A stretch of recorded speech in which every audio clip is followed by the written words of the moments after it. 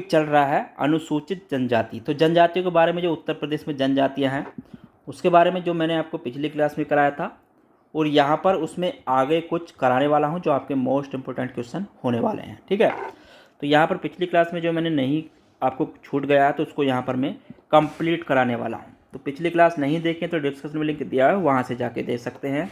तो वहाँ पर भी मैंने आपको बहुत कुछ कराया है, तो उस क्लास को भी देख लें।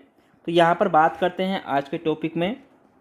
देखिए, तो यहाँ पर अगर बात करें सर्वाधिक अनुसूचित जनजाति वाले ज़िले कौन कौन से हैं, सबसे कम और सबसे प्रतिशतता में कौन से हैं, तो सारे यहाँ पर कराने वाला हूँ। ठीक है, देखिए यहाँ पर अगर बात करूँ सर्वाधिक अनुसूचित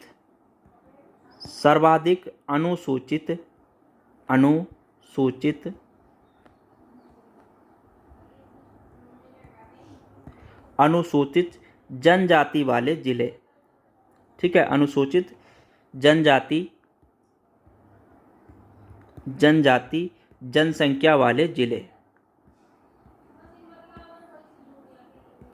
जनसंख्या वाले ज़िले कौन से हैं, पहले उनकी बात कर लेते हैं। देखिए, तो यहाँ पे अगर बात करूँ तो पहला ज़िला आता है आपका सोनभद्र। ठीक है, सोनभद्र।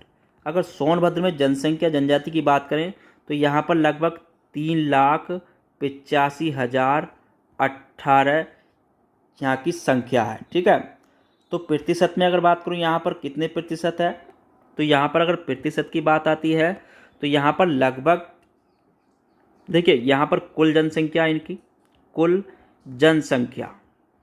जनसंख्या अगर प्रतिशत की बात करूँ, प्रतिशतता में कितनी है उसको भी यहाँ पर नोट कर लेना। ठीक है, तो सोनभद्र की अगर बात की जाए तो यहाँ पर अगर प्रतिशत की बात करें तो 20.7% जनसंख्या है इनकी सोनभद्र जिले में। उसके बाद यहाँ पे अगर आगे बात करें बलिया की, तो बलिया में जो जनसंख्या है अगर प्रतिशत की यहाँ पर बात करूँ तो बलिया में इनकी संख्या है 1,10,114। अगर प्रतिशतता की बात करें बलिया की, देखिए तो यहाँ पर बैठती है इनकी लगभग 3.4%। ठीक है, 3.4% इनकी संख्या है, तो इनको भी नोट करते चलना। ठीक है, उसके बाद आगे अगर बात करें, देखिए यहाँ पे उसके बाद आगे बात करें देवरिया की, तो देवरिया में इनकी जो जनसंख्या अगर उसकी बात करूं तो 1,09,894। अगर प्रतिशतता में बात करूं तो यहाँ पर लगभग इनकी जो जनसंख्या का प्रतिशत है 3.5%। ठीक है, इतने प्रतिशत में है। आगे बात करें कुशीनगर की, तो कुशीनगर में जो जनसंख्या है इनकी अगर उसकी बात करें तो लगभग 80,269। अगर प्रतिशतता की बात आती है तो प्रतिशतता में बात करें तो 2.3% इनकी जनसंख्या है। ठीक है, तो यहाँ पर इनको नोट करते चलना। उसके बाद आगे एक ज़िला और है आपका ललितपुर, तो यहाँ पर ललितपुर की भी बात कर लेते हैं। ललितपुर में जो जनसंख्या है, ठीक है, तो ललितपुर में आपकी लगभग 71,610। अगर प्रतिशतता की बात करें ललितपुर की तो यहाँ पर 5.9%। तो यहाँ पर प्रतिशतता में भी इनकी जनसंख्या का, वहाँ की जनसंख्या का, ठीक है, तो वहाँ की जनसंख्या का प्रतिशत में है ये आपका, इसको भी नोट कर लेना। अब यहाँ पे एक चीज़ और नोट करना, न्यूनतम अनुसूचित जनजाति वाले ज़िले, तो यहाँ पर इसको भी नोट कर लेना। न्यूनतम अनुसूचित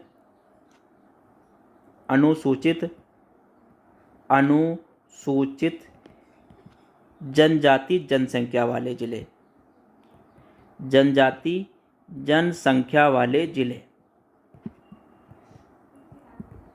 ठीक है, तो इसको भी यहाँ पर नोट कर लेना। जनसंख्या वाले ज़िले कौन से हैं, तो उसमें पहले नंबर पर आता है आपका जो सबसे कम है, देखिए, तो वो है आपका बागपत। क्या आपका बागपत, तो बागपत में जो जनसंख्या है इनकी वो मात्र 14 है। ठीक है, कितना है, 14 है। और वहाँ की जनसंख्या का प्रतिशत में अगर बात करूँ तो 0.001% है, ठीक है, वहाँ की जनसंख्या का। उसके बाद आगे बात करते हैं कन्नौज की। कन्नौज, तो कन्नौज में कितने हैं, अगर कन्नौज की बात करें तो कन्नौज में मात्र इनकी संख्या 15 है, ठीक है, कितनी है, 15 है।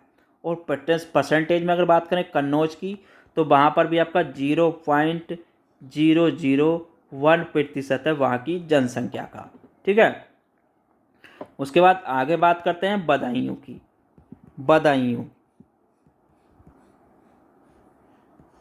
बदायूं की अगर बात करूं तो बदायूं में जो इनकी संख्या है, जनसंख्या है, वो आपकी मात्र 58 है, ठीक है। और परसेंटेज की अगर बात करूं वहाँ की जनसंख्या का तो 0.002% है, ठीक है, तो इतनी प्रतिशत है। उसके बाद आगे बात करते हैं एटा की। तो एटा में जो संख्या है इनकी वो 140 है, ठीक है, 140 है। उसके बाद आगे नोट करना कासगंज। अगर कासगंज की बात करें तो कासगंज में इनकी 150 है संख्या। और आगे बात करें औरैया, तो औरैया में इनकी संख्या भी 150 है। तो इस चीज़ को भी यहाँ पर नोट करते चलना। तो सबसे कम आपकी बागपत में है, कन्नौज में है, बदायूं में है। तो 3 क्वेश्चन इस पर पूछ लिए जाते हैं, तो तीनों मैंने आपको यहाँ पर करा दिए। उसके बाद यहाँ पर देखिए, अगर परसेंटेज में अगर यहाँ पर परसेंटेज की अगर बात की जाए तो ये सबसे कम है यहाँ पर, ठीक है, तो इसको यहाँ पर नोट कर लेना। चलिए, अब इसमें कुछ जो जनजातियां हैं मोस्ट हैं वो यहाँ पर मैं आपको देखिए इसमें कुछ क्वेश्चन आपको यहाँ पर बता दूं। तो यहाँ पर एक चीज़ नोट कर लेना, उत्तर प्रदेश के अनुसूचित जनजाति में जो लिंगानुपात है, तो यहाँ पर अगर बात करूँ उत्तर प्रदेश में अनुसूचित जनजाति में लिंगानुपात, ठीक है, अनुसूचित जनजाति में लिंगानुपात, जनजातियों में लिंगानुपात। तो लिंगानुपात की अगर बात करें तो 951 है, ठीक है, कितना है, 951 है। और यहाँ पर एक चीज़ और नोट कर लेना, एक है यहाँ पर जो सेंट्री मार्ट योजना लागू करी गई थी राज्य के अनुसूचित जाति विकास निगम द्वारा, ठीक है, तो यहाँ पर एक योजना शुरू करी गई थी सेंट्री मार्ट। तो सैनिटरी मार्ट को यहाँ पर नोट कर लेना, सैनिटरी मार्ट। तो सैनिटरी मार्ट जो योजना है, सैनिटरी मार्ट योजना, तो ये योजना शुरू करी गई थी राज्य के अनुसूचित जाति विकास निगम द्वारा शुरू करी गई थी, ठीक है। तो किसके द्वारा शुरू करी गई थी, राज्य के अनुसूचित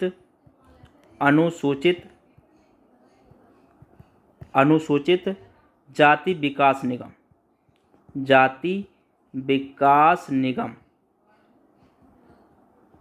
विकास निगम द्वारा शुरू करी गई थी, ठीक है। कब करी गई थी, तो यहाँ पर यह फिर 2001 और 2 में शुरू करी गई थी, ठीक है। इसका उद्देश्य क्या था, अगर उद्देश्य की बात करें यहाँ पर उद्देश्य, तो इसका उद्देश्य था सिर पर मैला ढोने की प्रथा पर रोक के बाद बेरोजगार हुए लोगों को रोजगार प्रदान करना, ठीक है। इसका उद्देश्य की बात करूं, सिर पर मैला ढोने की प्रथा पर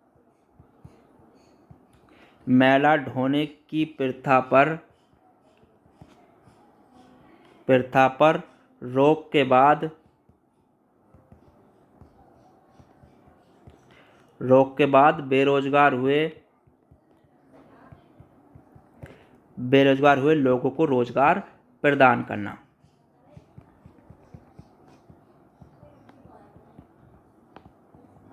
ठीक है। तो इसको भी नोट करना, ये क्वेश्चन पूछ लिया जाता है। उसके बाद कुछ जनजातियां जो यहाँ पर मोस्ट हैं तो वो उसको यहाँ पर लिखवा दो। जैसे आपकी थारू है, यहाँ पर जनसंख्या जो जनजातियां हैं उसमें पहले आती है आपकी थारू। तो थारू के बारे में अगर बात करें, ठीक है, तो ये अधिकतर जो पाई जाती है तो उत्तर प्रदेश के गोरखपुर के तराई भाग में। ठीक है, यहाँ कहाँ पर निवास करती है? गोरखपुर के तराई भाग में। तो इसको यहाँ पर नोट कर लेना, गोरखपुर के तराई भाग में तो ये निवास करती है। ठीक है, गोरखपुर के तराई भाग में। देखिए थारू जनजाति के जो लोग हैं, अगर इनके वंश की बात करूं तो ये किस वंश से संबंधित है कि यहाँ पे अगर इनके वंश की बात करें तो ये कीरत वंश से संबंधित है। ठीक है, इनका वंश कौन सा है? तो कीरत वंश से संबंधित है। यहाँ पर इसको भी नोट कर लेना, कीरत वंश से संबंधित। तो यहाँ पर इसको भी नोट कर लेना, किरण वंश से संबंधित हैं। और इनका भोजन की बात करें, मुख्य भोजन क्या है यहाँ पर? तो इनका जो भोजन होता है वो मछली और चावल। ठीक है, इनका भोजन क्या है? मछली चावल।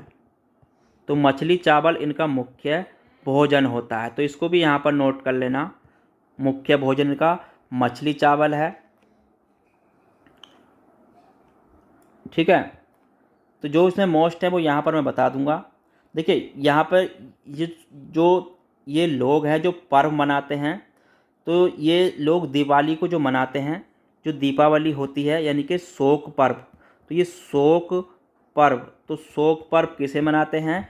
यानी कि दीपावली को शोक पर्व के रूप में मनाते हैं। तो शोक पर्व क्या है आपका? दीपावली को।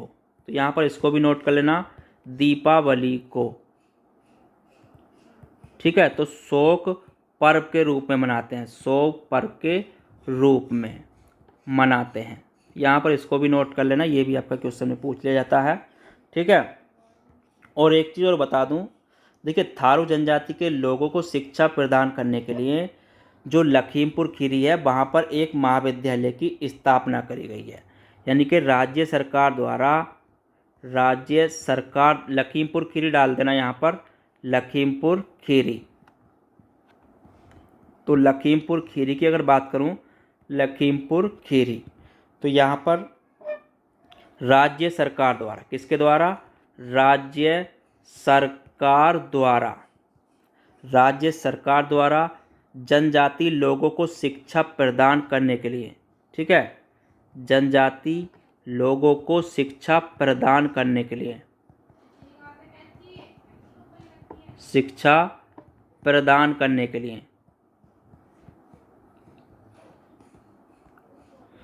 लिए क्या करी गई थी? एक महाविद्यालय की स्थापना करी गई थी। ठीक है, एक महाविद्यालय की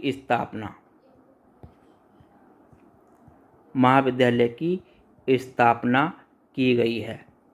ठीक है, तो इसको भी यहाँ पर नोट कर लेना। देखिए, और यहाँ पर इनके और बता दूँ, यहाँ पर देखिए ये जनजाति के जो लोग हैं तो ये त्यौहार जो मनाते हैं, अगर त्यौहार की बात करूँ, त्यौहार तो कौन कौन से त्यौहार मनाते हैं?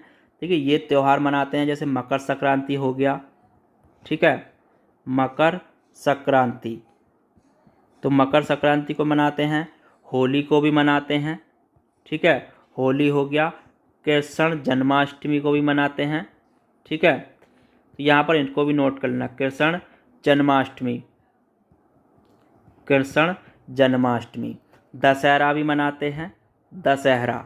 ठीक है, और बजर, ये त्यौहार हैं जो ये मनाते हैं। तो इसको भी यहाँ पर नोट कर लेना। देखिए यहाँ पर एक चीज़ और बता दूँ, तो ये इसमें थारू जनजाति में एक प्रथा है बदला विवाह। तो यहाँ पर जो है बदला विवाह, तो ये क्वेश्चन पूछ लेता है बदला विवाह, तो ये क्या है? थारू जनजाति के लोगों में विवाह। ठीक है, तो थारू जनजाति में ये बदला विवाह है। तो यहाँ पर इसको नोट कर लेना, थारू जनजाति में बदला विवाह प्रचलित है। ठीक है, तो थारू जनजाति में बदला विवाह प्रचलित है। तो यहाँ पर इस चीज़ को नोट कर लेना, प्रचलित है। ठीक है, तो ये बदला विवाह एक विवाह होता है, उस प्रकार से यहाँ पर एक प्रचलित है। यहाँ पर एक चीज़ और नोट कर लेना। देखिए यहाँ पर एक चीज़ की शुरुआत करी गई थी, थारू विकास परियोजना। तो यहाँ पर अगर बात करूँ थारू विकास परियोजना क्या है, तो थारू विकास परियोजना जो है, तो ये उत्तर प्रदेश में थारू विकास परियोजना की शुरुआत करी गई थी 2 अक्टूबर 1980 में। ठीक है, 2 अक्टूबर 1980 में शुरुआत हुई थी इसकी थारू विकास परियोजना की। ठीक है, तो इसको भी यहाँ पर नोट कर लेना। उसके बाद जो प्रमुख जनजाति है वो है आपकी भोक्सा या बुक्का, तो इसको भी नोट कर लेना, भोक्का या बुक्सा। ठीक है, भोक्का या बुक्सा की अगर बात करूँ तो ये कहाँ पर पाई जाती है, तो ये भोक्सा या बुग्गा आपकी जो मिलेगी बिजनौर ज़िले में। कहाँ पर आपकी? बिजनौर ज़िले में। ठीक है, बिजनौर ज़िले में है ये जनजाति। इसका जो संबंध है, अगर संबंध की बात करें, इसका संबंध, तो जो इसका संबंध है वो पटवार राजपूत घराने से है। ठीक है, तो इस जनजाति का संबंध की बात करूं तो पटवार राजपूत घराने से है। ठीक है, पटवार राजपूत घराने से, तो इसको भी यहाँ पर नोट कर लेना। ठीक है, देखिए यहाँ पे एक प्रथा होती है इसमें, तख्त। तो तख्त क्या कहलाता है? तो इसमें एक प्रथा है तख्त, यानी कि जनजाति की पंचायत का सर्वोच्च व्यक्ति तख्त कहलाता है। ठीक है, तो इस जनजाति की यहाँ पर एक चीज़ को नोट करना, इस जनजाति का सर्वोच्च व्यक्ति, जाति का सर्वोच्च व्यक्ति, तो वो क्या कहलाता है? तख्त कहलाता है। ठीक है, तो इसको भी यहाँ पर नोट कर लेना। उसके बाद यहाँ पर देखिए, तो यहाँ पर एक चीज़ और नोट करना, ये पूजा जो करते हैं, यहाँ पर अगर पूजा की बात करूँ तो पूजा किसकी करते हैं? चामुंडा देवी की। ठीक है, तो पूजा जो करते हैं चामुंडा देवी की पूजा करते हैं, चामुंडा देवी। ठीक है, पूजा किसकी करते हैं? तो चामुंडा देवी की करते हैं, इसको भी नोट कर लेना। अगर इनकी बात करूं बोलचाल की भाषा, तो इनकी जो बोलचाल की भाषा है वो हिंदी है। ठीक है, क्या है? हिंदी है, तो इसको भी यहाँ पर नोट कर लेना। बोलचाल की भाषा क्या है इनकी? हिंदी है। ठीक है, इनकी अर्थव्यवस्था का आधार, अगर यहाँ पे बात करूँ अर्थव्यवस्था का आधार, तो यहाँ पर अगर इनकी अर्थव्यवस्था के आधार की बात की जाए, अर्थव्यवस्था का आधार, ठीक है, तो इनकी अर्थव्यवस्था का आधार कृषि है, तो इसको भी नोट कर लेना, इनकी अर्थव्यवस्था का आधार कृषि है। अगर मुख्य भोजन की बात करूं, इनका भोजन, तो इनका जो मुख्य भोजन है वो भोजन चावल और मछली। ठीक है, चावल मछली इनका मुख्य भोजन है। ठीक है, अब इसमें विवाह किस प्रकार से होता है? यहाँ पर अगर विवाह की बात करूँ, विवाह तो इसमें अनुबंध होता है। ठीक है, बुक्सा जनजाति में विवाह एक अनुबंध होता है, तो विवाह एक अनुबंध होता है। विवाह क्या होता है? एक अनुबंध होता है। ठीक है, तो इसको भी यहाँ पर नोट कर लेना, अनुबंध होता है। ठीक है, और यहाँ पर विधवा विवाह और बहुपत्नी प्रचलित है। इसमें क्या है आपका? विधवा विवाह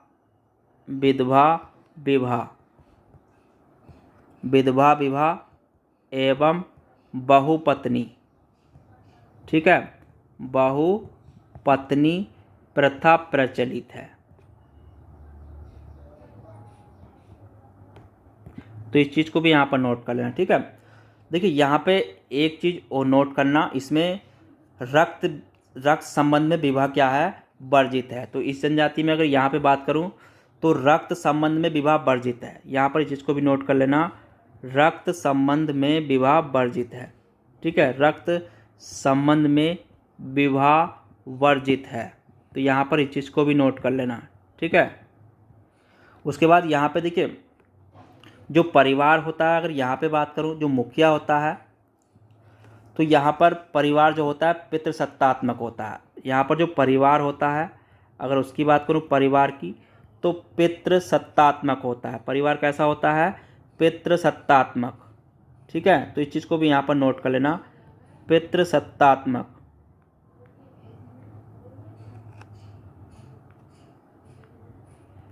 तो पितृसत्तात्मक होता है परिवार, और परिवार का ज्येष्ठ पुष्ट ही परिवार का मुखिया होता है। ठीक है, परिवार का ज्येष्ठ पुष्ट यानी कि ज्येष्ठ पुत्र मुखिया होता है,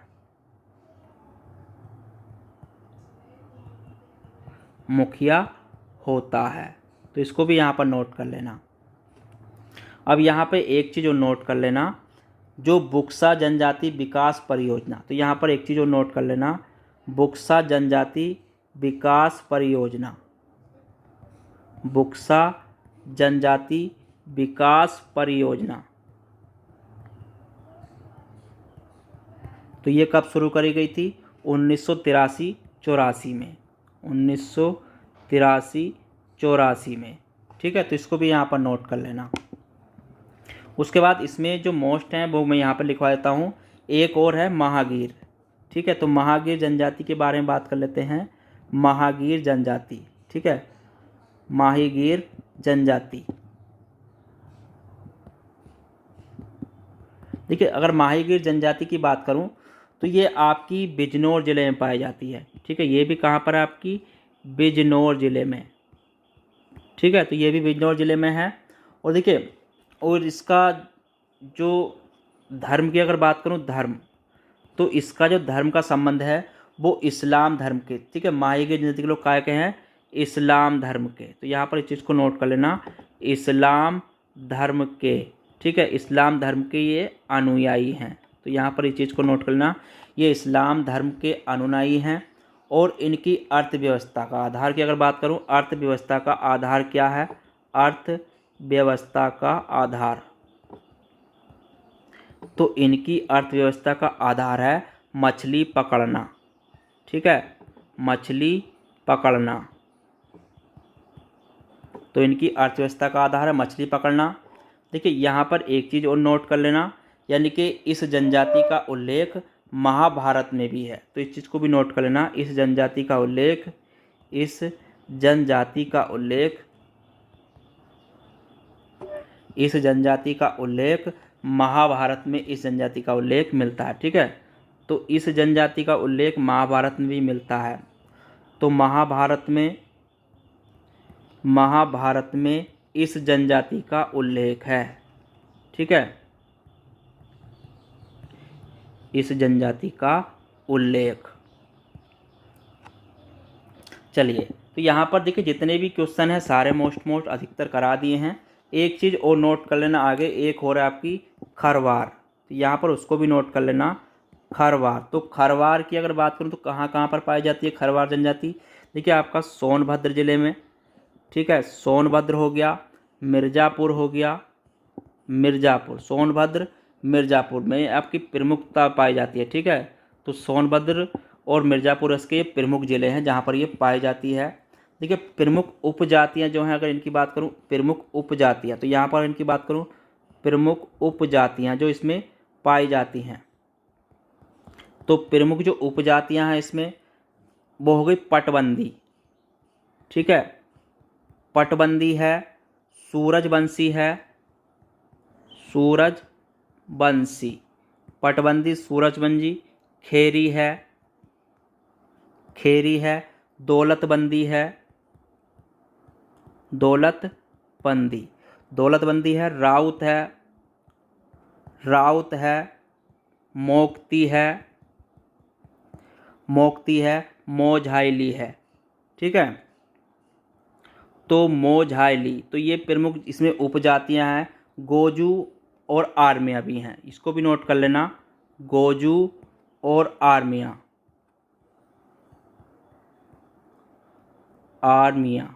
ठीक है, तो ये इसकी उपजातियां हैं कुछ, इनको भी यहाँ पर नोट कर लेना।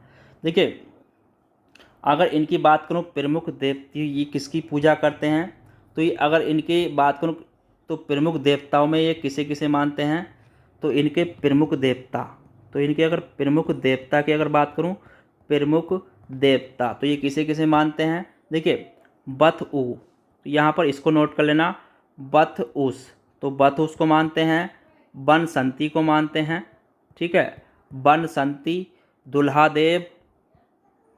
दुल्हा देव और आपका घमसान और गोरैया शिव, तो ये इनको अपना देवता मानते हैं। ठीक है, तो इसको भी यहाँ पर नोट कर लेना। देखिए, अगर इनकी बात करूँ तो ये तंत्र मंत्र में विश्वास करते हैं। ठीक है, तो ये तंत्र मंत्र में विश्वास करते हैं, यहाँ पर इसको भी नोट कर लेना। ये तंत्र मंत्र में विश्वास करते हैं, तंत्र मंत्र में विश्वास करते हैं। ठीक है, तो इसको भी यहाँ पर नोट कर लेना। अगर इनके भोजन की बात करूँ, भोजन, ठीक है, तो भोजन क्या है, तो इनका भोजन देखिए, ये शाकाहारी और मांसाहारी दोनों होते हैं। ठीक है, शाकाहारी और आपके मांसाहारी तो दोनों प्रकार के हैं, शाकाहारी और मांसाहारी। अगर मुख्य भोजन की बात करें तो इसमें मुख्यतः क्या है, मुख्यतः भोजन की अगर बात करें यहाँ पर, तो मुख्यतः भोजन जो इसमें आपका गेहूं और चावल का प्रयोग करते हैं। ठीक है, क्या करते हैं, गेहूं और चावल का, तो गेहूं चावल का ये प्रयोग करते हैं मुख्यतः भोजन में। देखिए, यहाँ पर एक चीज़ और है, इसमें उत्सव के समय मदिरा का भी पान करते हैं। ठीक है, उत्सव के समय तो मदिरा का भी पान करते हैं। ठीक है, मदिरा का भी पान करते हैं, तो इसको भी यहाँ पर नोट कर लेना। और इनका नृत्य की बात करूँ, इनका नृत्य, तो इनका जो नृत्य है वो कर्मा है। ठीक है, इनका नृत्य क्या है, कर्मा, तो इसको भी यहाँ पर नोट कर लेना। इनका नृत्य क्या है, कर्मा है। तो खरवार जनजाति का प्रमुख नृत्य कर्मा है। तो यहाँ पर जितने भी क्वेश्चन हैं अधिकतर सारे कंप्लीट हो चुके हैं इसमें जनजाति से संबंधित। तो पिछली क्लासों में मैंने करा दिया, यहाँ पर भी करा दिए हैं। तो अधिकतर जितने क्वेश्चन बनेंगे इसमें आपके सारे कवर हो चुके हैं। ठीक है, और जो भी क्वेश्चन बनेंगे वो मैं आपको इसमें आगे करा दूंगा जो आपके प्रीवियस ईयर एग्जाम से पूछे गए हैं। तो जब आपका चैप्टर वाइज आपको प्रैक्टिस सेट कराऊंगा तो वहाँ पर भी आपके जो क्वेश्चन पूछे गए हैं वो वहाँ पर कंप्लीट हो जाएंगे। तो चलिए फिर मिलते हैं कल किसी नए टॉपिक के साथ। जब तक के लिए धन्यवाद।